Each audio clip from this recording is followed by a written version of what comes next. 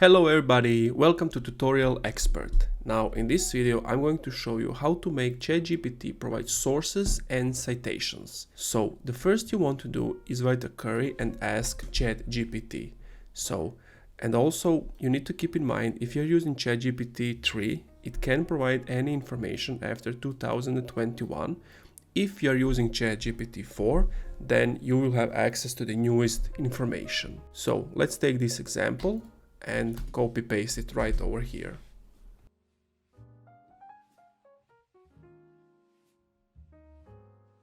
Now that it gave us all of this text, here's what we need to do next. Just say, please provide sources for the previous answer.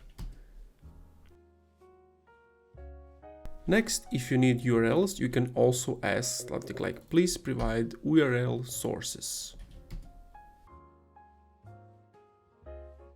And you can also ask it to provide 10 URL sources. Next, you can ask it to attempt to verify or validate the provided sources. And to do that, you basically ask him this.